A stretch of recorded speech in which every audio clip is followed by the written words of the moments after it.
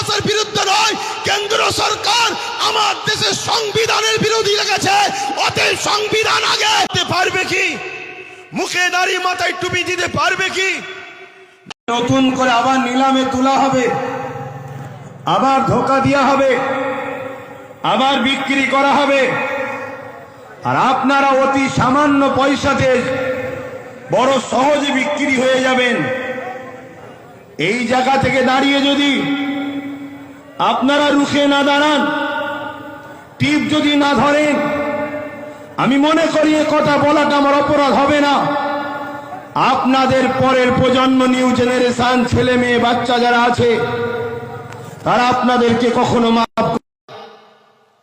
এমন যেন মনে হবে যে এই বাচ্চা কোনো মুসলিম ঘরে জন্ম লিয়াটাই অপরাধ করে ফেলেছিল।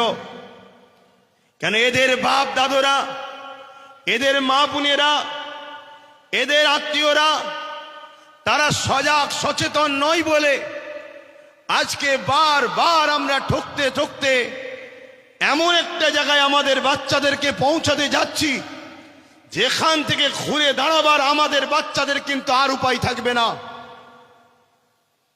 দুনিয়ায় দুমুঠো খেয়ে বাঁচবে কি, তার থেকে বড় বিষয় দুনিয়ায় এক আল্লাহকে মানতে পারবে কি, প্রফেট মুহাম্মদ রসুলকে মেনে চলতে পারবে কি, প্রকাশ্য কলেমা পড়তে পারবে কি, নামাজ মসজিদে পড়তে পারবে কি, মসজিদে হাইয়া আলাস সালাহ হাইয়া আলাল ফালাহ বলতে পারবে কি, কুরআন পড়ে মা বেটিরা হিজাব পর্দা রাখতে পারবে কি? এই অস্তিত্বের লড়াইয়ে কিন্তু আজ আমরা নেমেছি। তাই প্রথমে আমাদের জানা দরকার এই ওয়াকাফটা কি। খুব ভালো করে শোনেন, ওয়াকাফ বিষয় যদি আমরা না জানি তাহলে আমাদেরকে বোকা বানাতে খুব সহজ হবে। মনে রাখবেন, ইতিপূর্বে এই দেশে একজন রাজা ছিল যার নাম আকবর। নামটা শুনতে মুসলমান হলো, কিন্তু সে ছিল একটা হতভাগা। কোরআনের বিরুদ্ধে একটা দ্বীন ইলাহি বলে কিতাব বার করেছিল। সে আকবর দেখেছিল আমি সবাইকে বোকা বানাতে পারলো। এই খেটে খাওয়া, এই লেবার শ্রেণী, মাথায় টুপি না থাকতে পারে, পরনায় জুব্বা না থাকতে পারে, মাদ্রাসার চৌকাঠে পা না দিতে পারে, কিন্তু এই মুসলিম সমাজকে কোরআনের বিরুদ্ধে নিয়ে যাওয়া এত সহজ ব্যাপার হবে না। এরা গান যাত্রা ফাংশনে চলে যাচ্ছে, এদের অন্যায়, কিন্তু কোরআনের বিরুদ্ধে হাত উঠলে আমি আকবরেরকে আমার অস্তিত্বকে মিটিয়ে দিতে এই মুসলমান কিন্তু এক পা পিছপা হবে না। তাই হতভাগা আকবর দ্বীনে ইলাহি ঘোষণার আগে বড় প্ল্যান মাফিক কোটি কোটি টাকা দিয়ে মুফতি খরিদ করেছে, মৌলানা খরিদ করেছে, পীর সাহেব খরিদ করেছে। তৎকালীন সময়ে এক শ্রেণীর মানুষ, সবাই নয়, খরিদ করেছে। তাদের দ্বারা দিয়ে মুসলিম সমাজ যখনই অন্যায়ের বিরুদ্ধে দাঁড়াতে যায় তখনই এই সকল ছদ্মবেশী আলেম উলামা, মুফতি, মৌলানা গুলোকে তাদের সামনে দাঁড় করিয়ে দেওয়া হয়। এরা তখন আকবরের পক্ষে বিভিন্ন দলিল খাটিয়ে আকবরের গদি টিকিয়ে বাঁচিয়ে রাখার ষড়যন্ত্র করেছে। কিন্তু এক মুজাহিদ দাঁড়িয়েছিল, হযরতে মুজাদ্দিদ আল-পেশানি। তিনি কিন্তু আকবরের বিরুদ্ধে সংগ্রাম করলো এবং তিনার পক্ষে যারা হকপন্থী আলেম উলামা ছিল তিনারাও দাঁড়ালেন। সংখ্যা অল্প হতে পারে, কিন্তু মুজাদ্দিদ আল-পেশানি ফতে হয়েছিলেন। আকবরের নাম নিশানা মিটে গেছে।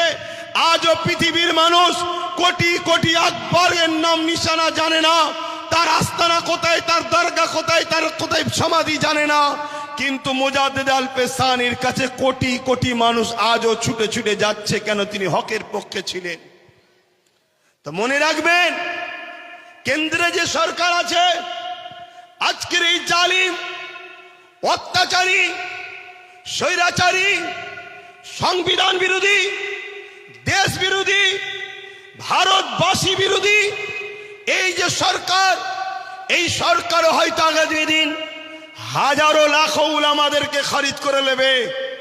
তারা আপনাদের কাছে আসবে, বুঝাবে না কেন্দ্র সরকার তোমাদের ক্ষতি করছে না। তাই আমি জানাতে চাইছি ওয়াকাফটা কি আগে জানুন। কয়েকটা পয়েন্ট আপনাদেরকে বলবো, এগুলো একটু ধৈর্য ধরে শুনতে হবে।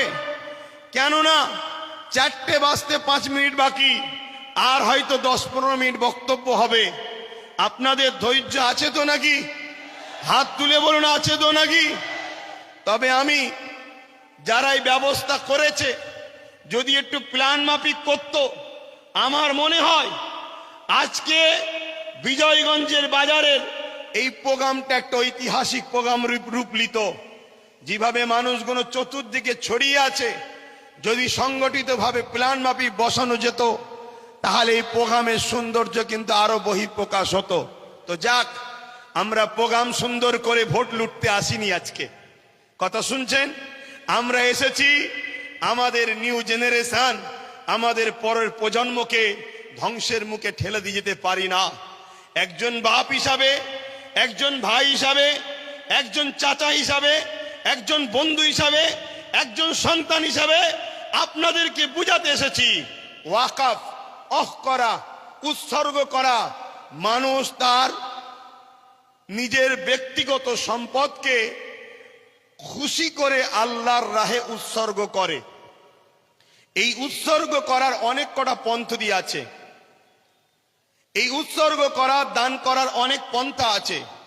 যেমন একটা হলো মৌখিক উৎসর্গ করা, হেবা করা, দান করা মৌখিক, যে আমার এই সম্পদ আমি বিজয়গঞ্জের ওই বাজার মসজিদকে আমি দান করে দিলাম।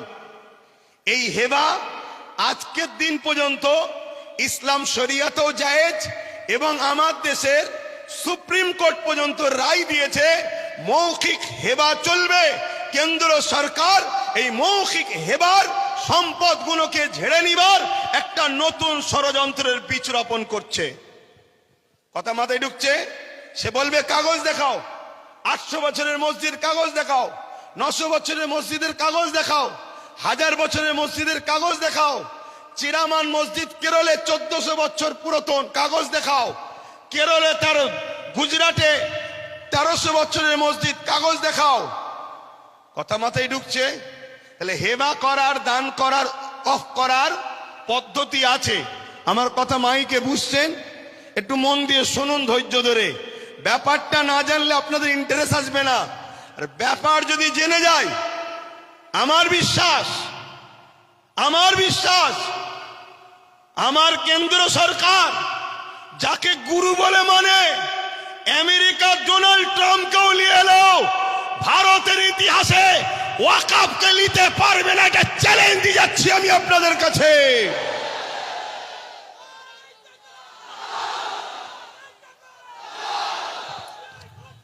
কেন? ডোনাল্ড ট্রাম্পও জানে এরা উলো খেড়াদের বংশের উত্তরসূরি নয়, এরা খালেদ বিন ওয়ালিদের উত্তরসূরি, এরা মৌলা আলী শেরে খোদার উত্তরসূরি, এরা ওমর ফারুকের উত্তরসূরি। এরা এই জমিনের উপরে ইতিহাস তৈরি করে দিয়ে যায়। কখনো এরা কারো কাছে মাথা নত করতে সেখানে সংখ্যা কম হতে পারে, অস্ত্র নাও থাকতে পারে, রাজ পাওয়ার নাও থাকতে পারে। ব্রিটিশকে তাড়াবার পিছনে 90,000 প্লাসের মধ্যে 3 ভাগের 2 ভাগ আমাদের জান দিয়ে আছে। ব্রিটিশ কিভাবে তাড়াতে হয়েছে ওটা আমরা খুব ভালোভাবে জানি। তাই সাদা চামড়া তাড়িয়েছি, এবারে কালো চামড়াকে তাড়াবো। কিন্তু আমাদের ঘরে জানতে হবে ওয়াকাফটা কি, এটা জানতে হবে। এই ওয়াকাফ হাজার হাজার বছর ধরে চলে আসছে। শুনুন একটু ভাই, আমি বুঝাতে চাইছি। আর যদি বলেন যে না 2-4 কথা বলে দিয়ে ছেড়ে দেন, তো ছেড়ে দিচ্ছি। তাহলে একটু বুঝুন, আমাদের হাজার হাজার বছরের পূর্বপুরুষরা মুসলিম সমাজের বিকাশের জন্য, মুসলিম জাতির উন্নতির জন্য তারা তাদের মেহনতের উপার্জনের অর্থ সম্পদকে আল্লাহর রাহে দান করেছে। সেই সম্পদ টোটাল ভারতবর্ষে অনেক খাতা কলমে পাওয়া গেছে 27 লক্ষ বিঘে সম্পদ। কত? 27 লক্ষ বিঘে সম্পদ, কম বেশি। এই সম্পদ কি কাজে লাগবে? যিনারা দান করেছে মসজিদ, মাদ্রাসা, ঈদগাহ, খানকা, কবরস্থান, এক কথায় মুসলিম জাতির কল্যাণ। এটা কোনো অন্য কোনো সম্পদ নয়, এটা সম্পূর্ণ ধর্মীয় ও ব্যক্তিগত সম্পদ। ইসলামে যেমন নামাজ একটা পাঠ, রোজা একটা পাঠ, হজ একটা পাঠ, জাকাত একটা পাঠ, ঠিক তেমন ইসলামেরই একটা পাঠ মানুষের সেবায় দান করা। এইটা দান করেছে। এই সম্পদ দীর্ঘ বছর ধরে চলে আসছে। এই সম্পদকে ঠিকভাবে নিয়ন্ত্রণ করার জন্য, এই সম্পদকে হেফাজতে রাখার জন্য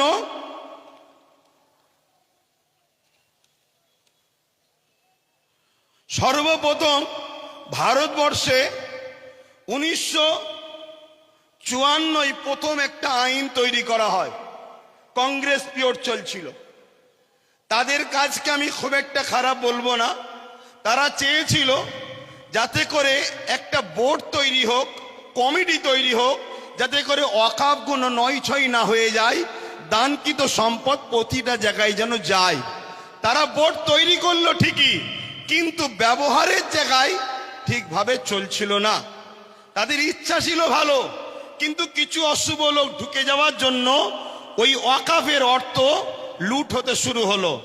তারপরে এই ওয়াকফকে 1995-এ আরেকবার সংযোজন করা হলো, সংশোধন করা হলো। সেই সংশোধনে আরো সুন্দর করে যাতে করে এই ওয়াকফকে হেফাজত করা যায় তার জন্য ব্যবস্থা করা হলো। এরপরে এই 77 বছর আইন তৈরি হয়েছে, ওয়াকফ হেফাজতের জন্য বোর্ডও হয়েছে, সুন্দর সিস্টেমও হয়েছে, কিন্তু দুঃখের বিষয় যারাই নেতৃত্বে যায়, যারাই দায়িত্বে থাকে, তারাই সরকার আন্ডারটেকিং, সরকারের নিয়ন্ত্রণের লোক যায়। তাই 77 বছর ধরে কম বেশি সব গভর্নমেন্টই এই ওয়াকফের টাকার মধু চেকেছে। তার মানে আমাদের সম্পদ ঝেড়ে খেয়েছে। খোলা কথা, আপনাদের অসুবিধা হচ্ছে? আমাদের সম্পদের টাকা সবকটাই ঝেড়ে খেয়েছে। কিন্তু হঠাৎ করে বিগত 10 বছরও কেন্দ্রে যে সরকার আছে সেও ওয়াকফের টাকার মধু খেয়েছে। কিন্তু একটা প্রশ্ন, হঠাৎ করে এই ওয়াকফকে কেন আইন করে নিজেদের কবজায় নিবাস ষড়যন্ত্র করছে, এটা আমাদের ভাবতে হবে। এই জায়গাটা হলো পয়েন্ট। তার আগে আমি আপনাদের বলি, আমার রাজ্যে যিনি বর্তমান সরকার আছে, আমার রাজ্যে যিনি বর্তমান ক্ষমতায় রয়েছে, ইনি সাচার কমিটির রিপোর্ট অনুযায়ী আমাদেরকে কি ওয়াদা করে এসেছিল, ইনার আগে যে বাম সরকার ছিল সেই বাম সরকার নাকি 20,000 কোটি টাকা ওয়াকফ সম্পত্তি লুটপাট করেছে। অতএব আমি যদি ক্ষমতায় আসি মুসলমানদের ওয়াকফ উদ্ধার করে দেব। এটা বলেছিল না বলেনি? হাত তুলে বলবেন বলেছে না বলেনি? হাত তুলে বলেন বলেছিল না বলেনি? এই ওয়াদা করেছিল। আরো অনেক ওয়াদা, 10,000 মাদ্রাসা, ফুরপুরা শরীফের রেল, ইটা সিটা, বাড়িতে বাড়িতে, মানে দুনিয়া যা ফেকার ফেঁকেছিল আর আমরা মূর্খর মতো নিয়েছিলাম। ওটা ছেড়ে দেন, আমি একটা টপিক নিয়ে আলোচনা করছি। তাহলে ইনি বলেছিলেন উদ্ধার করে দেবো, কিন্তু উনি এসেছেন 2011, আজকে 24, দীর্ঘ 13 বছর প্লাস হতে যাচ্ছে। কিন্তু দুঃখের সাথে বলতে হয় একটা সম্পদও উদ্ধার হয়নি। আমি 2013-14 থেকে আন্দোলন করছি যে ওয়াকফকে ফিরিয়ে দিতে হবে, ওয়াকফকে হেফাজত করতে হবে। রাজ্যে যে সরকার আছে তিনি একবার বেগম রোকেয়া রিসার্চ সেন্টার ওয়াকফ ভবন বলে একটা শিলান্যাস করেছিল। ওই শিলান্যাসই হয়েছে, একটা পর্যন্ত এখনো ইট গাঁথা হয়নি। কেন? সব সেটিং ভাবে চলছে। এদের সবার বাপ সবার মাথায় মনে রাখবেন আরএসএস বসে আছে। অতএব সমস্ত সম্পদকে আরএসএস এর ফান্ডে দিতে হবে, এটাই হলো ইনাদের মূল পরিকল্পনা। কেন পুরো দেশ এখন কোন জায়গায় মোদি বসতে পারে, কোন জায়গায় শাহ বসতে পারে, কোন জায়গায় মমতা বসতে পারে, কোন জায়গায় অন্য কেউ দিল্লিতে অন্য কেউ নামে বসতে পারে, কিন্তু মনে রাখবেন সবার মাথাতে এই আরএসএস বসে আছে। তাই আরএসএস এর বিনা হুকুমে এরা কখনো কিছু করতে পারবে না। তাই ওয়াকাফ ভবন তো শিলান্যাস হলো, কিন্তু টাল বাহানায় ওয়াকাফকে রেজিস্ট্রেশন করা, তুলে আনা এমন কোনো ব্যবস্থা করলো না। এবং মনে রাখবেন আজকে এই আইন করার পিছনে উদ্দেশ্যটা কি? এই আইন করার পিছনে উদ্দেশ্য হলো, এখন দেখে দেখে অনেক বিষয় পড়তে গেলে অনেক সময় লেগে যাবে। ৭৭ বছর ধরে কম বেশি সবাই খেয়েছে, এই টুকটুক টুকটুক করে সবাই খেয়েছে। কেন্দ্র সরকার চাইছে টুকটুক করে খেয়ে লাভ নাই, সব তো আমার হাতে, সব তো আমার হাতে। প্রধানমন্ত্রী আমার, স্বরাষ্ট্রমন্ত্রী আমার, সব আমার।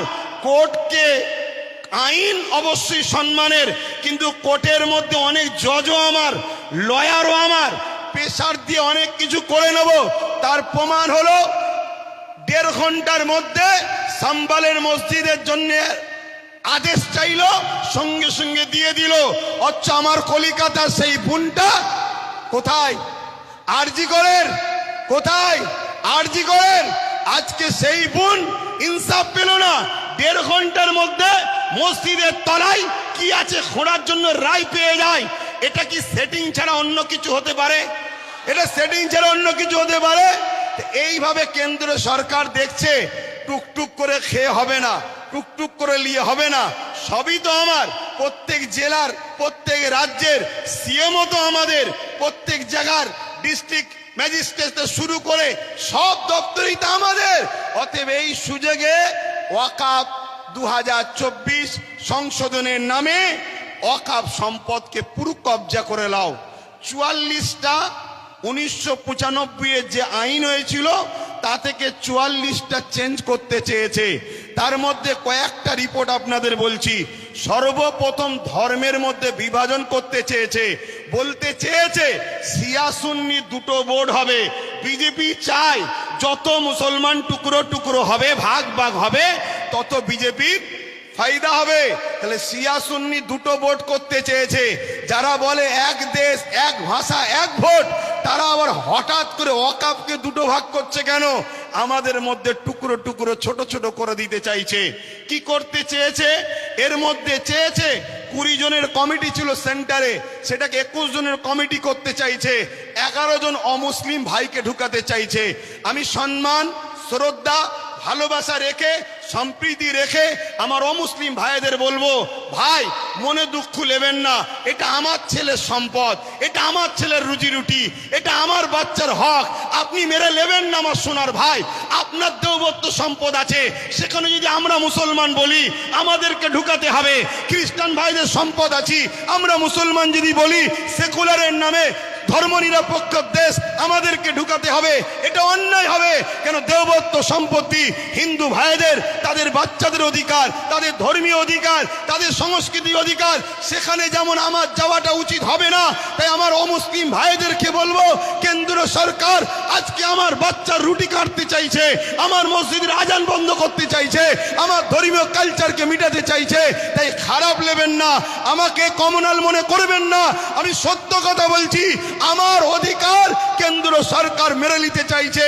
তাই ২১ জন কমিটির মধ্যে ১১ জন অমুসলিমকে ঢুকাবে। তাহলে সংখ্যা গুরু অমুসলিম হয়ে গেল। যে কোনো সময় বাকি ১০ জনকে ল্যাং মেরে বাদ দিয়ে দেবে। তাহলে ওয়াকাফের মধ্যে আমাদের আর কেউ রইল? জোরে বলেন। কেরলের ১৪ বছরের মসজিদ নিলাম করে কর্পোরেশনদের হাতে তুলে দিতে অসুবিধে হবে। গুজরাটের ১৩ বছরের মসজিদ ভেঙে ওটাকে ওয়াকাফ কর্পোরেশনদের হাতে, আদানি আম্বানির হাতে তুলে দিতে অসুবিধে হবে। এভাবে স্বাধীনতার আগে যত ঐতিহাসিক মসজিদ মাদ্রাসা আছে, কবরস্থান আছে, সবগুলোকে মিটিয়ে দিতে চাইছে। কেন মিটাতে চাইছে? এটা প্রশ্ন তো। এক তো লোভ, অর্থ, টাকা, আমাদের উপরে হিংসা, এগুলো তো ইত্যাদি। কিন্তু বাস্তবটা শুনুন, বাস্তব বলে এটাই, এনআরসি এনপিআর করে মুসলমানদের ঘরে বিদেশি বলে তাড়াবার চেষ্টা করেছিল। আফগানিস্তান, পাকিস্তান, বাংলাদেশ বিভিন্ন রাজ্য থেকে অমুসলিম ভাইরা এলে তারা নাগরিকত্ব পাবে, মুসলমানরা পাবে না, এই বলে বিভাজন করতে চেয়েছিল। সেই জায়গায় আমি বলেছিলাম অবশ্যই দিন কোনো আপত্তি নাই, কেন আমি বুক ঠুকে জানি বাংলাদেশ থেকে কোনো মুসলমান ভারতে আসেনি, পাকিস্তান থেকে কোনো মুসলমান ভারতে আসেনি, আফগান থেকে কোনো মুসলমান ভারতে আসেনি। তাই আমাদের নাগরিকত্ব দিবার প্রয়োজন নয়। আমরা ছিলাম, আমরা আছি, আমরা যে এখানকারের প্রমাণ দেবো কি করে? ওই যে কেরলের 14 বছরের 1400 বছরের মসজিদ বলে দিচ্ছে 1400 বছর ধরে ভারতে মুসলমান ছিল, আজান ছিল, একামত ছিল, নামাজ ছিল। ওই যে গুজরাটের 1300 বছরের মসজিদ বলে দিচ্ছে ভারতবর্ষে মুসলমান ছিল 1300 বছর ধরে, আজান ছিল, নামাজ ছিল। তাই ঐতিহাসিক মসজিদগুলোকে বিরান করে কবরগুলোকে মিটিয়ে দিয়ে এরা সমাজকে দেখাতে চাইছে মুসলমান এদেশে নতুন করে এসেছে, তবে তো এনআরপি করে এনআরসি করে আমাদের তাড়াতে সুবিধা হবে। কথা বুঝছেন না, বোঝেন না? তাহলে একদিকে যেমন এটা আমার ধর্মকে মিটাবার ষড়যন্ত্র, অপর দিকে এর পিছনে পুরো ভারতের মুসলমানদের ঘরে নাগরিকহীন করে এদেরকে গণহত্যা করার একটা ষড়যন্ত্র চলছে। মনে রাখবেন, এই জায়গায় আমাদেরকে জীবনের শেষ নিঃশ্বাস দিয়ে হলেও আমাদের ওয়াকফ, আমাদের মসজিদ, আমাদের মাদ্রাসা, আমাদের কবরস্থান, আমাদের ঐতিহ্য আমাদেরকে বাঁচাবার জন্য সংগ্রাম করে যেতে হবে। এতে আপনারা তৈরি আছেন না নাই বলুন? তৈরি আছেন তো নাকি? আর মনে রাখবেন, কেন্দ্রে আজকে যে সরকার আছে, কাল বেটা মরে যাবে, অন্যজন আসবে, পরশুদিন আবার কেউ চলে যাবে, অন্যজন আসবে। কত সরকার এসেছে, কত সরকার চলে গেছে, কত রাজ্য এসেছে, কত চলে গেছে। কিন্তু মনে রাখবেন, এ দেশের একটা সংবিধান আছে, এ সংবিধান আমাদের ছিল, আছে, থাকবে। সংবিধান বলছে 1947-এ সংবিধান জানিয়ে দিয়েছে ভারতবর্ষের যেটা মন্দির, মন্দির থাকবে, যেটা মসজিদ, মসজিদ থাকবে, যেটা গুরুদুয়ার, গুরুদুয়ার থাকবে, যেটা চার্চ, চার্চ থাকবে, যেটা সনাতন ভাইদের যা যেটা যেটা ছিল 1947 থেকে ওটাকে আর চেঞ্জ করা যাবে না, ওটা ওরকমই থাকবে। তাই এই আইনকে সামনে রেখে আমি বলতে বাধ্য হচ্ছি, কেন্দ্র সরকার শুধু ইসলাম মসজিদ না, কেন্দ্র সরকার আগে। জোরে বলেন, জোরে বলেন। সংবিধানকে বাঁচাবার স্বার্থে কেন্দ্র সরকারের বিরুদ্ধে আমাদেরকে বুকে তাজা খুন দিয়ে হলো লড়াই করতে কারা পারবেন? উঠে দাঁড়ান, উঠে দাঁড়ান। লড়াই করতে পারবেন আপনারা, লড়াই করতে পারবেন, লড়াই করতে পারবেন। তাহলে আজ থেকে অঙ্গীকার নেন, কেন্দ্র সরকারের পক্ষে কারো কথা এই বাংলার বুকে আমরা হতে দেব না। এতে আপনারা রাজি আছেন না নয়? রাজি আছেন না নয়? কেন? আমার দেশের সংবিধান, আমার দেশের সংবিধান আমাদের কাছে আগে। আমার দেশের সংবিধানকে যে বুড়াগুল তুলবে, আমার দেশের সংবিধানের বিরুদ্ধে যে কথা বলবে, আমার দেশের সংবিধানকে যে মিটাতে চাইবে, আমরা তাকে মূল গোড়া থেকে মিটিয়ে দেওয়া রাজি আছে। কেন? অনেক কষ্ট করে, অনেক কষ্ট করে এদের স্বাধীন হয়েছে। হাজারো মুসলমান, হাজারো হিন্দু, হাজারো আদিবাসী, হাজারো দলিত, হাজারো শিখ, পাঞ্জাবিদের রক্তের বিনিময়ে এদেশ স্বাধীন হয়েছে। অতএব সেই দেশের সংবিধানকে নিয়ে আজকে তুমি হতে পারো প্রাইম মিনিস্টার, কিন্তু তোমার অধিকার নয় আমার দেশের সংবিধানের উপর হাত দিতে পারে। ঠিক না বেটি? এখানে আর একটা ছোট্ট কথা বলবো। আজ গাড়ি বুঝাই করে করে সুলতানে হিন্দের দরবারে যান আপনারা। কি গো, জানতো নাকি? ছোট করে দেবো, টাইম কি হচ্ছে? শোনেন, অসুবিধা হচ্ছে আপনাদের। আমি আন্দোলনে নামিনি, নেমেছি যখন এর সাত শেষ দেখে ছাড়বো। কিন্তু আপনারা আছেন তো ধরো ওই ভিড়েতে চোরও ঢুকে যে বলছে চোর ধরো চোর ধরো চোর ধরো। শুনছেন না শোনেন নে? আমরা কতটা নসিব ফাটা দেখুন, আমাদের নিজেদের কর্মের জন্যে আমাদের সংখ্যালঘু মন্ত্রীকে যে কিনা মুসলিম নয়, শুনছেন তো নাকি? আমাদের অকাউলিয়ে বিরোধী দল হয়ে নেতা হয়ে চিল্লাবে কে? যে কিনা মুসলমান নয়। আজকে বুকে হাত দিয়ে বলুন, আব্বাস সিদ্দিকীকে আজকে মনে পড়ছে না পড়েনি? আজকে বলুন। আমি বলেছিলাম চেয়ারের একটা পায়া দরকার, মনে পড়ছে? বলেছিলাম মনে পড়ছে? আজকে বলুন, টোটাল ভারতবর্ষে যদি বা বাংলা থেকে যদি 2-5টা নওশাদ সিদ্দিকীর মতো যদি সেন্টারে পাঠানো যেত, তাহলে বিল করার সাথে সাথে চেয়ার ছুঁড়ে মারতো। এখান থেকে সংবিধানের বিরুদ্ধে কথা বলছিস, কিন্তু আজ আমরা লোভে পড়ে গেলাম বা জালিমদের লুটারতে আমরা হেরে গেলাম। কিন্তু মনে রাখবেন, এই লড়াই অনেক দিন কালের।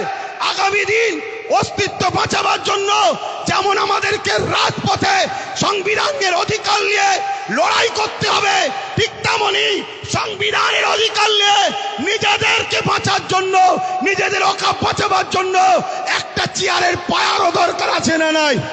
চলবনা আছে না নাই? মনে রাখবেন, তাই আমাদের ঘরে এখানেও দরকার, ওখানেও পাঠাতে হবে। যখনই সংবিধান বিরোধী কিছু কথা হবে তখনই তারা লড়বে। আজকে বলুন, আব্বাস সিদ্দিকী ভুল করেছিল। এই গত 2 দিন আগে পার্লামেন্টে আমার পশ্চিম বাংলার বিধানসভায় ওয়াকফ নিয়ে আলোচনা হচ্ছিল। বড় বড় দাঁড়িয়ে রাখা মৌলী সাহেব কলকাতায় দাঁড়িয়ে বড় বড় ফুটানি দিচ্ছিল, ওর মধ্যে ঢুকে একটা ওয়াকফের পক্ষে কথা বলেনি, একটাও কথা বলেনি। আমি আপনাকে রিপোর্ট বলে যাচ্ছি, কেন? ও যদি কথা বলে পরের বারে টিকিট পাবে না, তাহলে এইরকম যদি মুনাফেক মুসলমান আমাদের মাথায় বসে থাকে, তাহলে আমাদেরকে লুটবে না তো কাদেরকে লুটবে? তাহলে এর জন্য আমাদের দোষ আছে না নাই? আগামী দিন বাচ্চাদের ভবিষ্যতের স্বার্থে, কেন ওয়াকফ হলো সব থেকে বড় ইস্যু, এটা যদি মিটে যায় তোমাদের সব অস্তিত্ব মিটে যাবে। ওয়াকফ যখন থাকবে না, তুমি ভারতে স্বাধীনতার আগে দেশ ছিলে, প্রমাণ দেখাতে পারবে না। আরে তোমার মসজিদে থাকার পরও প্রমাণ দেখাতে পারছো না, তারপরে মনে রাখবে তখন তোমাকে বলবে যদিও থাকে থাক, ভোটটা দিতে পারবে না। শুনছে না শোনেন না? এই বিরাট বড় নাটক, অনেক বড় চেন চলছে। মনে রাখবেন, বিগত দিন যা বলেছি আজকে সেটা ঘটছে না ঘটেনি। আজকে যেটা বলছি, যদি ঘুমিয়ে থাকো, অগ্রাহ্য করো, তাহলে আগামী দিন কিন্তু ওগুলো ঘটবে। তখন কিন্তু আব্বাস সিদ্দিকী আর বলার জন্য থাকবে না। এটা বলে দিয়ে গেলাম। এ লড়াই আমাদের জীবন মরণের লড়াই, এ লড়াই আমাদের বাচ্চাদের লড়াই। মুসলমান আমার কওমের ভাইয়েরা, ওটাও অন্য সমাজের মানুষের সঙ্গে ওয়াকফ নিয়ে নিজেরা বন্ধুর মতো আলোচনা করো, তাদেরকেও বুঝাও যে ভাই, এ লড়াই কোনো হিন্দু মুসলমানের লড়াই নয়, এ লড়াই অন্য কোনো জাতি ধর্মের বিরুদ্ধে লড়াই নয়। এটা কেন্দ্র সরকার বিভাজন লাগাতে চাইছে। এ লড়াই আমার অধিকার, আমার যেটা গণতান্ত্রিক রাইট, আমার সংবিধানের রাইট, এই রাইটকে কেন্দ্র সরকার লুটছে, এটা মানুষকে বুঝাও। আজকে ছোট্ট একটা কথা বলি, আজকে আজমির শরীফে নাকি হিন্দু ভাইদের কোন একটা বিশ্বাস, শিবলিঙ্গর কি ধর্মীয় একটা কিছু ব্যাপার আছে। আমি ভাই কারো ধর্ম নিয়ে বেশি কথা বলা পছন্দ করি না, এটা প্রেমের জিনিস। কিন্তু আমি আমার হিন্দু ভাই, সনাতনী ভাই শ্রদ্ধার সাথে জানাচ্ছি, বলুন তো ভাই, যখন খাজা গরিবে নওয়াজ হুজুরের রওজা তৈরি হয়, আজ থেকে প্রায় 800 বছর আগে আলাউদ্দিন খিলজি তখন ছিল, তখন তো হিন্দুস্তানে হাজারো লাখো হিন্দু ভাইয়েরা ছিল, আজমিরেও ছিল। কই তখন তো কেউ কথা তোলেনি যেটা আপনি শিবলিঙ্গর আমাদের তীর্থভূমি আছে, সেটাকে ভেঙে কেন আপনি করলেন? তারপরে আরো অনেক হুকুমাতরা এসেছে, কই কখনো তো কোনো হিন্দু ভাই, সনাতন ভাই আওয়াজ তোলেনি। তারপরে ইংরেজ এসেছে, আজকে আমার দেশে এই বিজেপির অটল বিহারী বাজপেয়ী সাহেব এসেছে, কই তখন তো আওয়াজ ওঠেনি। এটা শুধুমাত্র আমাদেরকে ব্রেন জানেন, LIC কে বিক্রি করে দেওয়া হয়েছে। LIC তে চাকরি গেছে কাদের? খারাপ নেবেন না। এলআইসি মুসলমানরা চাকরি করে না, আমার হিন্দু ভাইদের চাকরি গেছে। হকারকে বন্ধ করে দেওয়া হয়েছে, কাদের কাছে চাকরি বলুন? আমার হিন্দু সনাতন ভাইদের। শুনুন আমার হিন্দু ভাইরা, সনাতন ভাইরা, শ্রদ্ধা দিয়ে বলছি, যতটা আপনি ভারতকে ভালোবাসেন আমিও ততটা ভালোবাসি। আমি আপনাকে ছোট করছি না, তবে আমার ধর্ম বলছে দেশকে ভালোবাসা। তাই দেশের জন্য মরা এটা আমাদের জন্য পুণ্যের কাজ। দেশকে আমরা এতটাই ভালোবাসি, তাই আপনাদেরকে শ্রদ্ধার সাথে জানাচ্ছি, মনে রাখবেন রেল বিক্রি হয়ে গেল, জিনিসপত্রের দাম কিভাবে চলছে, একটার পর একটা, কারেন্ট থেকে শুরু করে, এয়ার থেকে শুরু করে, এয়ারপোর্ট থেকে শুরু করে সব বিক্রি হয়ে যাচ্ছে। তাই আইকে চোখকে ঘোরাবার জন্য এই সব ষড়যন্ত্র চলছে। আসুন আমার সনাতন ভাই, আদিবাসী ভাই, দলিত ভাই, সাঁওতাল ভাই, শিখ ভাই, পাঞ্জাবি ভাই, ভারত আপনার, ভারত আমার, ভারত আপনার, ভারত আমার। আমি বলছি ভারত আপনার, আপনার, আপনার, আপনার। আমি আপনার ভাই, আমারও ভারত। আসুন মিলেমিশে যেভাবে ব্রিটিশের কালো থাবা থেকে আমার দেশকে আজাদ করেছি, এই সকল অশুভ যারা দেশকে লুটছে এদের হাত থেকে আমরা দেশকে আবার নতুন করে ফিরিয়ে সুন্দর করে সাজাবার জন্য কাঁধে কাঁধ মিলিয়ে চলি। মনে রাখবেন আমার সনাতন ভাই, আদিবাসী ভাই, দলিত ভাই, সাঁওতাল ভাই, ভারতবর্ষ হলো একটা গাছ, একটা গাছ, একটা বট গাছ বলেন আর যে কোনো গাছ বলেন, একটা শক্তিশালী বড় গাছ। এই গাছের অনেক শিকড় আছে, এই শিকড়ের নাম একটা সনাতন, একটা আদিবাসী, একটা দলিত, একটা সাঁওতাল, একটা বাগদি। মনে রাখবেন আমার ভাইরা, একটা শিকড়ের নামও মুসলমান। যদি একটা শিকড় কাটে গাছ দুর্বল হবে, অর্থাৎ দেশ দুর্বল হবে। মনে রাখবেন আমরা কারো দয়াতে খাই না, আমরা খাই রাজ্জাক আল্লাহর দয়াতে খেয়ে থাকি।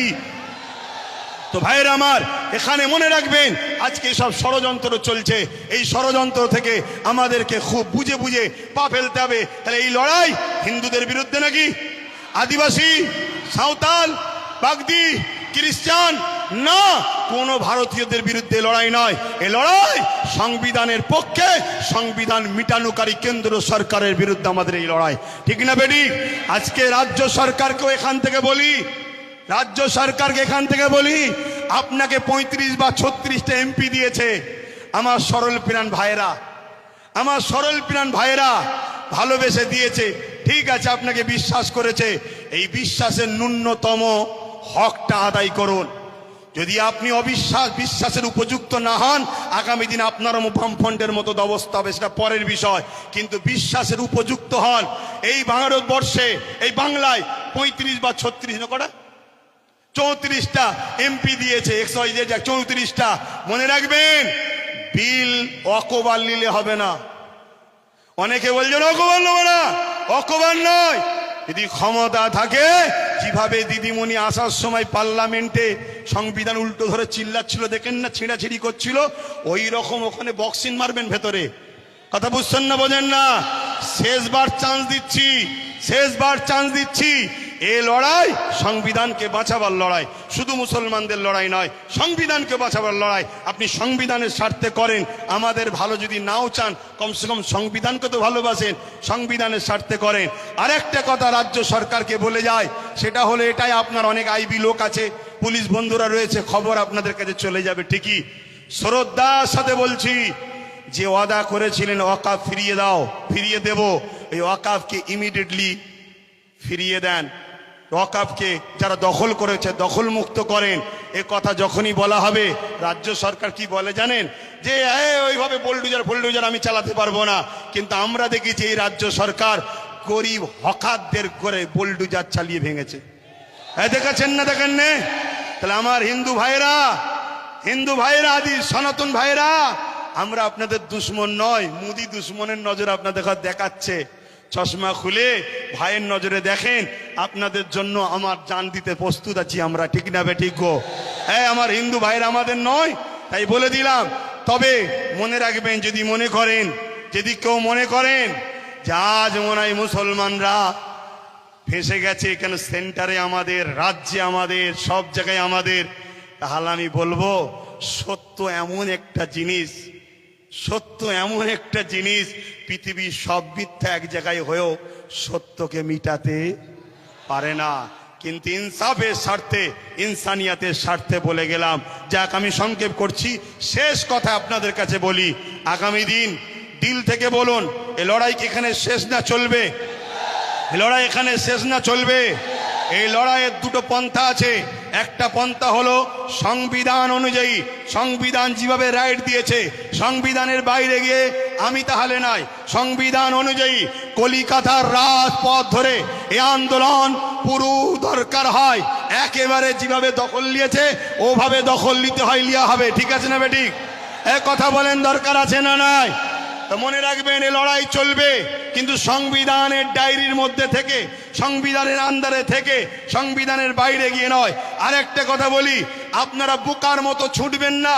ওই জায়গায় বললাম, চোর ভিড়ে ঢুকে বলছে চোদ্দার চোদ্দার চোদ্দার।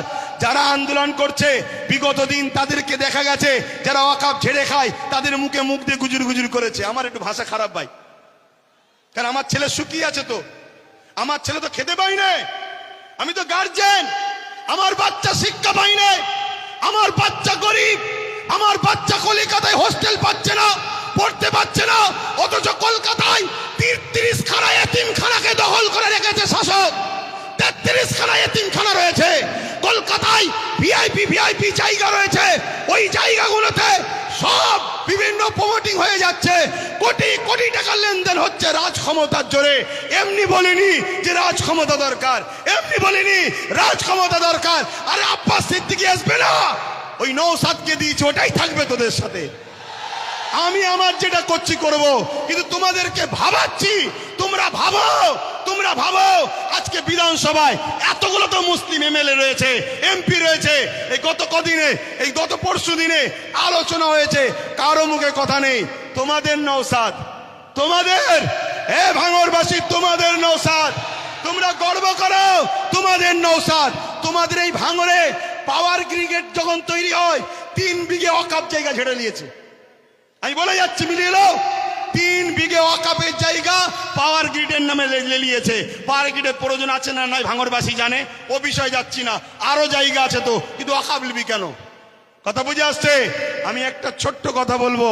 অনেকে বলতে পারে নওশাদ কি করলো, আমি একটা কথা বলবো, ওর আমি বড়, আমার ধর্মীয় হিসাব অনুযায়ী ও আমার জুতো ঘুরিয়ে দিতে হবে, ওর বড় ভাই আমি, সম্মানের দিকে। কথা বুঝে আসছে? আমি ওর নাম করতেছি না। আমি একটা ছোট্ট কথা বলবো, ভাঙড়ে এয়ারপোর্টের নামে জমি নিতে গেছিল, জানেন তো? নিতে পেরেছে? এটা তোমরা বেঁচে, তোমরাই তোমাদের নিজেদের তকদিরকে, আল্লাহর হুকুম তো বটে, করেছো ভালো। কি যদি ও না থাকতো, অন্য কেউ থাকলে একদিন সই করে জমিলে লাখ লাখ হাজার হাজার মুসলমানদের ঘরে উচ্ছেদ হয়ে যেত। কথা মাথায় ঢুকছে? কিন্তু ওই নেশার ঘোর এখনো কাটেনি। শুধু একটাই করো, যেখানে মুসলমান গ্রুপ বেশি হয় কেস দিয়ে তুলে দাও, নাই ভোটাভুটিতে ভাগ করে দাও, আর না হয় জমি অধিগ্রহণের নামে কেড়ে নাও। তো ভাই, আমি আর কথা বাড়াবো না। আগামী দিন আপনারা আমার সাথে আছেন তো নাকি? কথা বলুন, আছেন তো নাকি? একেবারে সত্য হাত তো, এটা একদম কোনো ধোকা নয় তো। অনেক কষ্ট করে যেতে হবে, গাড়ির পয়সা খরচ করে। সরকার নয়, আমি সরকারি ফান্ড নেই, সরকার নয়, সরকারি ফান্ড নেই। আর আমাকে পিছন থেকে সরকারও দেয়নি যে আব্বাস তুমি একটু নেমে যাও। আমাকে বলুনি, শুধু ওইদিকে বলো না, 8 আনা যে খাবে সেও চোর, 1 টাকা যে খাবে সেও চোর। কথা বুঝে আসছে না নাই? তো সেই জায়গায় হাত নামান। আগামী দিন বাপ ভাই আমার, সবাইকে একটু সংগঠিত হতে হবে।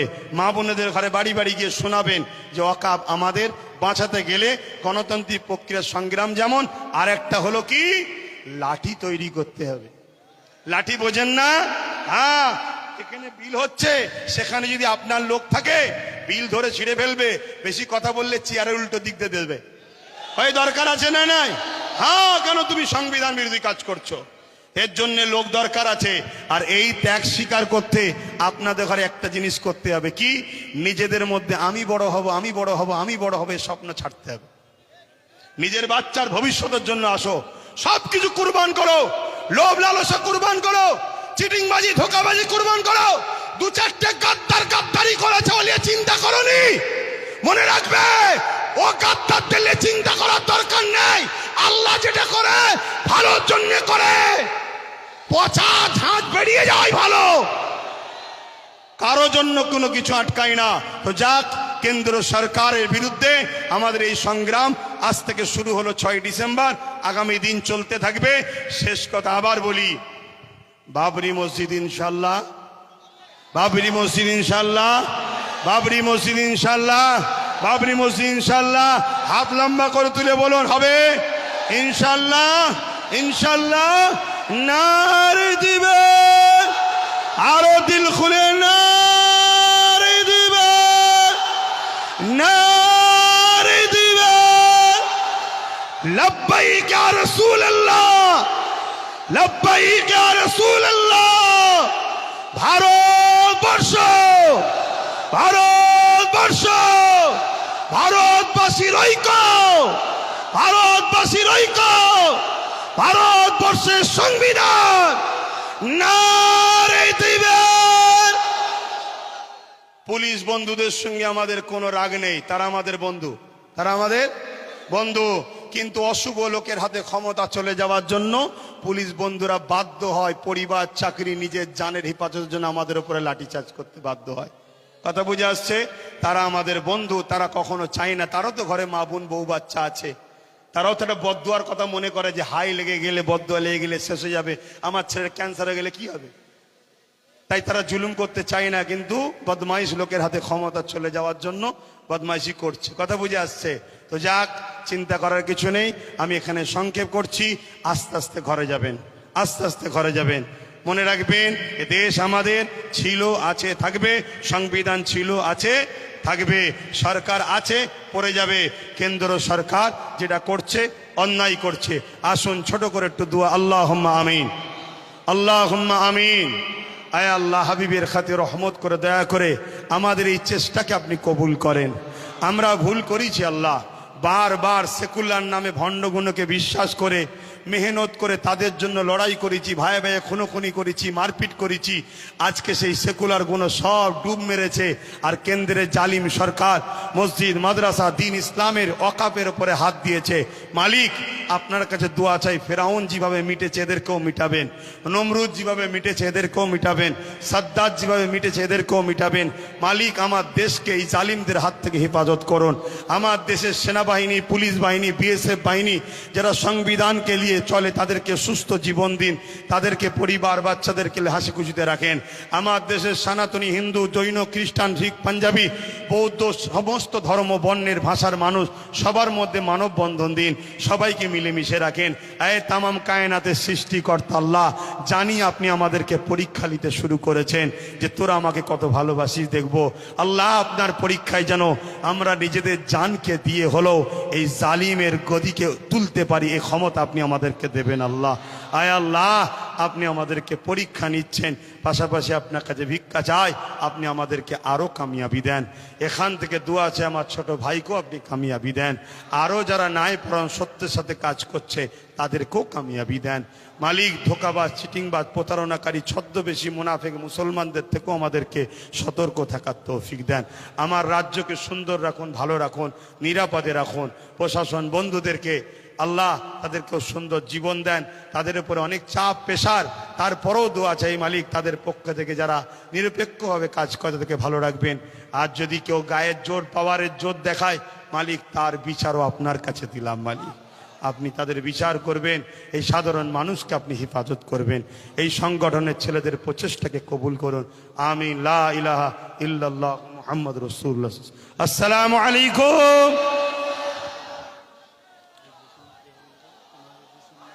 না না, আমরা বিভিন্ন জায়গায় প্রোগ্রাম আরো করছি, আপনাদের এখান থেকে শুরু হলো। তো যাক, আস্তে আস্তে যাবেন, আস্তে আস্তে যাবেন। যেদিন আমি কলিকাতায় ডাকবো, খবর পেলে একটু সময় দিতে হবে। আশা রাখছি, আশা রাখছি। আস্তে আস্তে যান, আস্তে আস্তে যান। আসসালামু আলাইকুম।